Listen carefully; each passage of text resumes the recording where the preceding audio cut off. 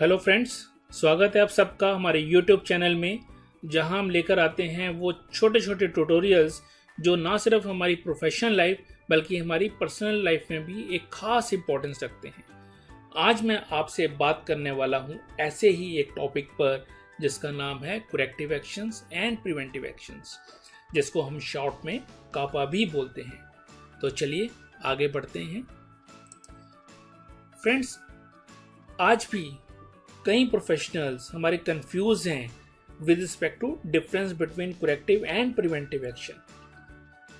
In fact अगर हम standards की अप्रोच देखें, means ISO 9000 standard, IATF standard, अगर हम इनकी इंटेंशन देखें तो ये कहते हैं आप प्रिवेंटिव एक्शंस पे इतना फोकस कीजिए कि करेक्टिव एक्शंस कम से कम हों। और अगर आप डाटा एनालाइज करें for many automotive and aerospace manufacturing organisation का, तो इतनी रिपीटेड प्रॉब्लम एक इंडिकेशन जरूर देती हैं कि आज भी corrective actions and preventive actions को लेके लोग इतने क्लियर नहीं हैं। सो लेट्स अंडरस्टैंड कि हमारे स्टैंडर्ड्स क्या कहते हैं। लाइक अगर हम IATF 16949 का रेफरेंस लें तो it talks about risk analysis. Now आप देखेंगे रिस्क एनालिसिस प्रिवेंटिव एक्शन से पहले है, क्लॉज नंबर इज 6.1.2.1। ये कहता है कि organization shall include risk analysis at a minimum. किसमें? Lesson learn from product recalls, अगर कोई प्रोडक्ट रिकॉल्स हुए हैं तो, ड्यूरिंग प्रोडक्ट ऑडिट में कोई नॉन कन्फॉर्मेंसेज आई हैं तो, field returns in case this is applicable to us, या कस्टमर रिटर्न्स, कोई रिपेयर्स हमने किए हों, कोई कंप्लेंट्स हो, स्क्रैप हो एंड रीवर्क हो। सो इन केसेस में हमें रिस्क एनालिसिस को इंक्लूड करना ही करना है और उसका हमें एक डॉक्यूमेंटेड एविडेंस जरूर बनाना है कि हमने रिस्क एनालिसिस किया है। ये बहुत इंपॉर्टेंट है, it is a mandatory requirement of the standard. और प्रिवेंटिव एक्शन अगर हम देखें, the organization shall determine and implement action to eliminate the cause of potential non-conformities to prevent their occurrence। अभी हुई नहीं है प्रॉब्लम, बट प्रॉब्लम हो ही ना तो that is a preventive action। Anyway, हम इन definitions को once again will discuss in detail। Focus of standard is what? Intention समझिए standard की। Standard चाहता है applying the risk knowledge हम preventive actions timely ले लें to the similar product lines and processes and for all customers। Let's understand risk assessment। Risk assessment एक systematic approach है to identify hazards and उसके through evaluate risk and incorporate appropriate controls, appropriate measures to manage and mitigate risk for any work process or for any activity। So risk assessment is must। Risk assessment अपने आप में एक बहुत बड़ा chapter है। Risk assessment में we have to see what can go wrong, क्या गलत हो सकता है, और अगर कुछ गलत हो गया तो हाउ लाइकली इज इट, उसका अकरेंस क्या होगा, क्या चांसेस हैं कि वो हो जाए, और व्हाट आर द इम्पैक्ट्स, कि अगर कुछ गलत हो गया तो उसका इम्पैक्ट कितना सीवियर हो सकता है। उसके बेस पे we have to identify a risk level and we have to take a appropriate controls and manage the risk level. Let's understand the definitions: correction, corrective action and preventive action। So correction means eliminate a detected non-conformity। Correction can be rework, it can be regrade। Correction जो होता है ना, वो current issues को fix करता है। corrections को हम containment action भी कहते हैं, counter measure भी कहते हैं, immediate action भी कहते हैं। And corrective action is what? Action to eliminate cause of detected non-conformity। Means problem is already occurred, so corrective action prevents it from happening again by working on the causes। corrective action में damage हो चुका है, further damage ना हो और वो दोबारा से वो डैमेज ना हो, जब उसके ऊपर एक्शन लेते हैं तो that is called corrective actions। And corrective actions हमें चाहता है कि हम प्रॉब्लम को अंडरस्टैंड करें, उसके रूट कॉज को एनालाइज करें to uncover the real cause of the problem, so that हम उसको इस तरह से एड्रेस करें कि वो दोबारा से अकर ना हो। That is a corrective action. And preventive action is to eliminate the cause of potential non conformity, means जो अभी आई नहीं है बट आ सकती है। प्रिवेंटिव एक्शन बेस होता है preventive non conformity in the future, there can be more than one cause for a potential non conformity. So हमें वो सारे कॉजेज आइडेंटिफाइड करने हैं। Preventive action require us to understand the current situation. वो चाहता है कि हम डाटा को एनालाइज करें, हम ट्रेंड्स को एनालाइज करें, जिसके कारण हमें पता लगे कि क्या रीजंस हैं कि कोई नॉन कन्फॉर्मिटी जनरेट हो सकती है और उनको पहले ही एड्रेस कर दें डैमेज होने से पहले। And for example SPC is a very good technique. SPC से हमें पता लगता है कि क्या हमारा प्रोसेस आउट ऑफ कंट्रोल जाने लगा है, ताकि हम उसके ऊपर पहले ही एक्शन ले लें। That can be a very good example of preventive actions. Let's understand in more detail corrective action and preventive action. Correction means कि जब कोई प्रॉब्लम आती है हमें बहुत सी चीज़ें माइंड में रखनी होती है। We have to determine magnitude of the problem.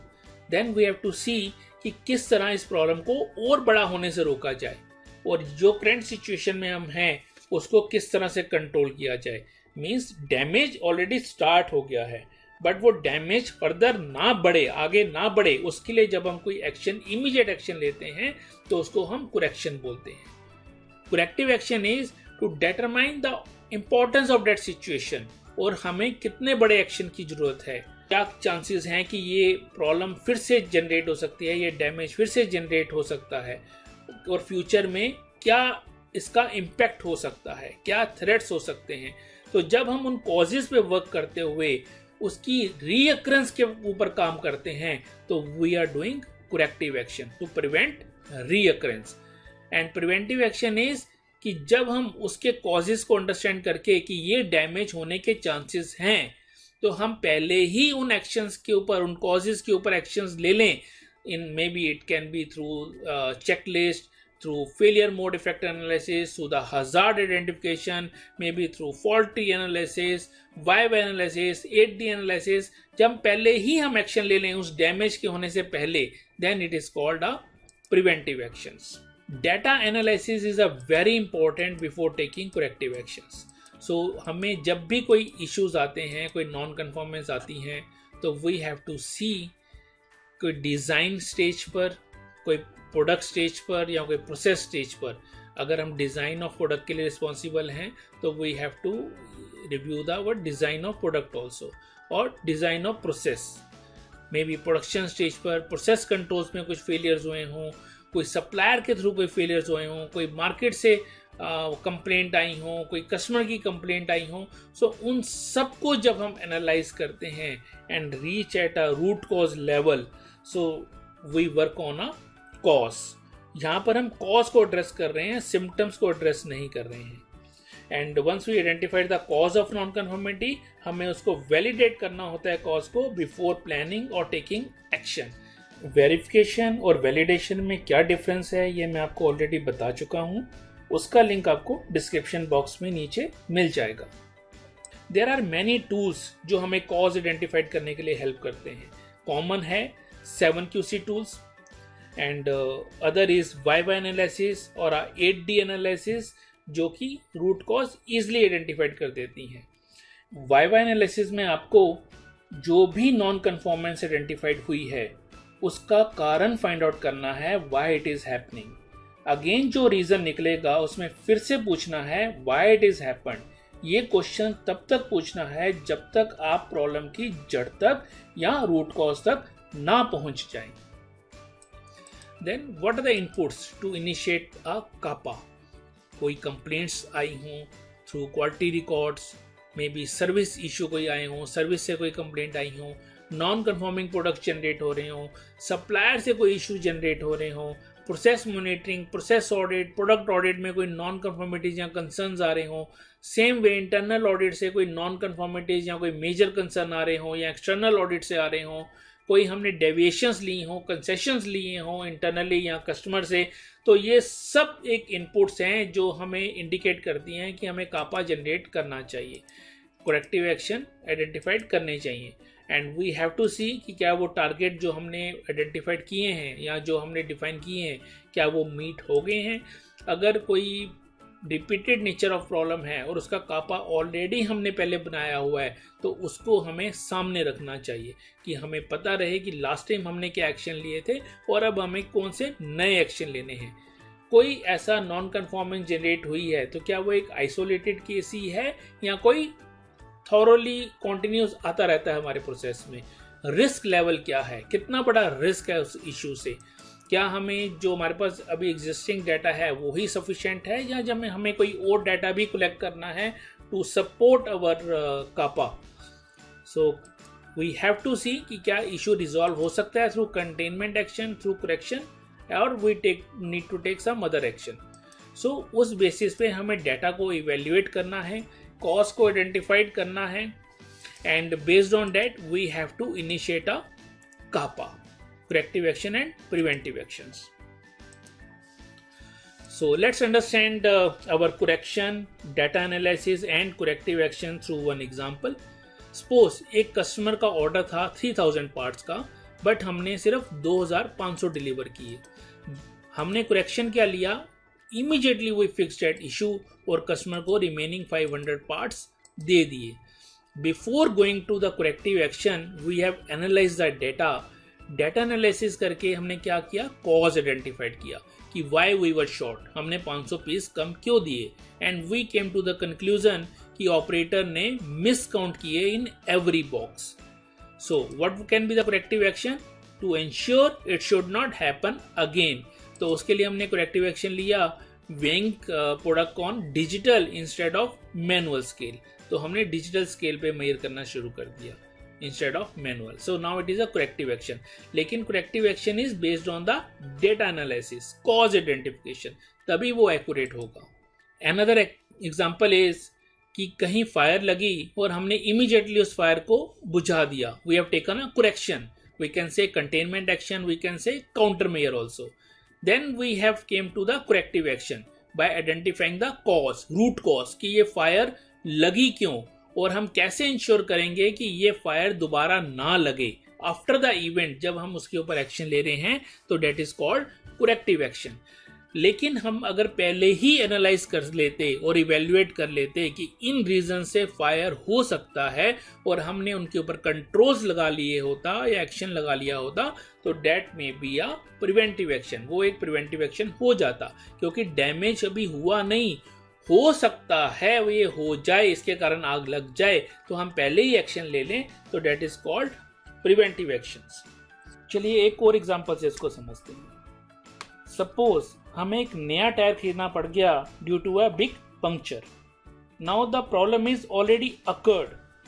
अब हमारी क्या कोशिश रहेगी कि हम इसकी लाइकलीहुड को, कि अकरेंस को कम करें, मींस दोबारा से ऐसा इशू ना हो। तो व्हाट विल डू, उसके लिए हम एक रेगुलर फ्रीक्वेंसी पे टायर का एयर प्रेशर चेक करेंगे।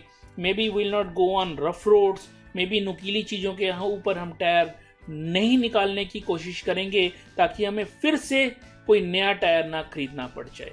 सो it is a corrective action to ensure कि ये प्रॉब्लम दोबारा से ना हो। आइए इसको एक इंडस्ट्री से, मैन्युफैक्चरिंग इंडस्ट्री से एग्जांपल लेकर समझते हैं। देयर इज अ इशू कि oil pan leakage.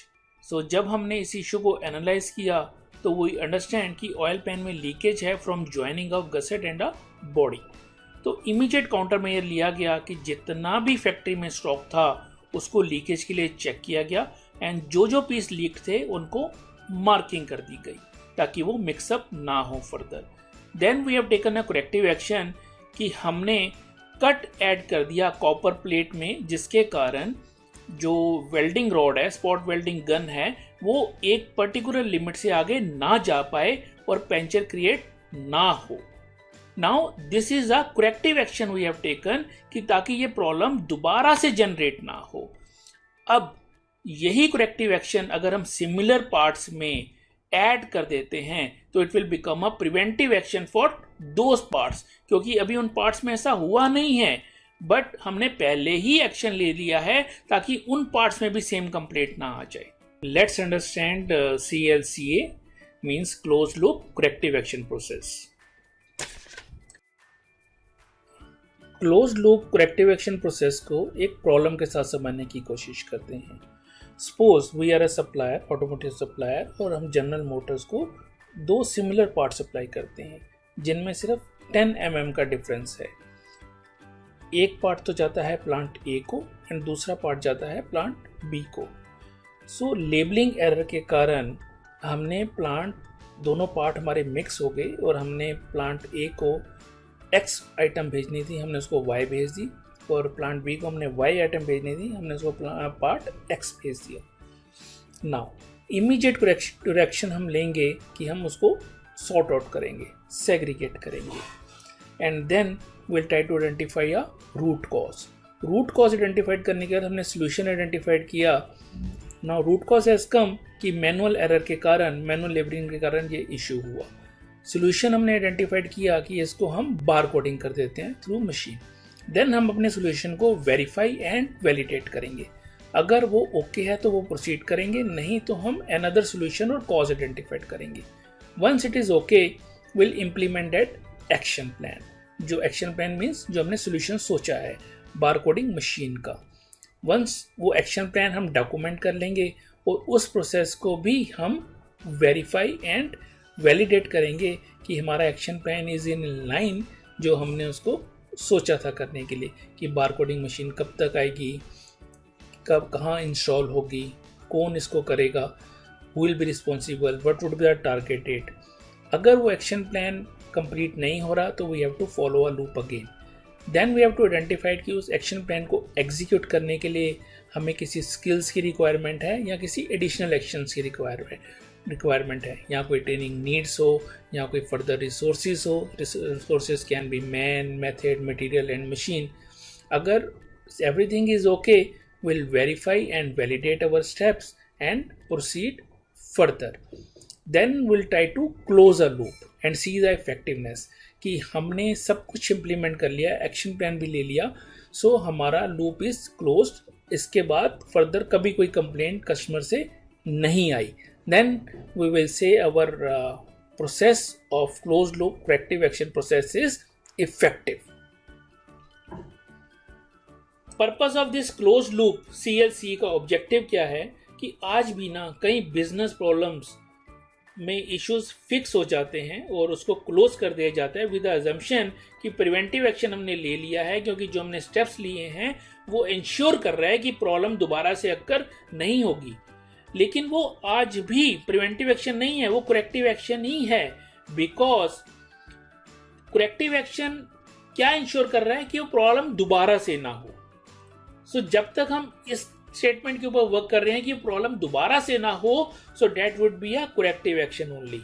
Preventive action however is not focus on what has happened, क्या हो चुका है, क्या गलत हुआ था। प्रिवेंटिव एक्शन उसके ऊपर फोकस नहीं करता। प्रिवेंटिव एक्शन फोकस करता है what can might go wrong, क्या गलत हो सकता है। प्रिवेंटिव एक्शन फोकस करता है ट्रेंड्स के ऊपर, इंप्रूवमेंट वेज के ऊपर, बिजनेस ऑब्जेक्टिव्स के ऊपर। सो जैसे जैसे हमारा सिस्टम मैच्योर होता है वैसे वैसे हमारे करेक्टिव एक्शंस कम होते जाते हैं और प्रिवेंटिव एक्शंस बढ़ते जाते हैं। और कॉमन मिस्टेक्स होती हैं आज भी कंपनी में by calling corrective action as a preventive action या considering containment action as a corrective action. For example, एक कोई नॉन वर्किंग मशीन है, कोई ब्रेकडाउन मशीन है, और उसको हमने दोबारा से वर्किंग बना दिया by changing the spare part. Now it is just a correction, not even corrective action. I am repeating again, correction is the immediate action we have taken. Corrective action is to ensure कि वो problem दोबारा से ना हो, and preventive action is कि problem आए ही ना। तो फ्रेंड्स, आई होप कि आपको हमारा ये ट्यूटोरियल पसंद आया होगा। आप अपने कमेंट्स और अपनी सजेशन नीचे कमेंट बॉक्स में लिख कर दे सकते हैं। हमारे चैनल को लाइक कीजिए और सब्सक्राइब कीजिए। जल्द ही मिलते हैं एक नई जानकारी के साथ। तब तक के लिए अपना ध्यान रखें और सुरक्षित रहें। धन्यवाद।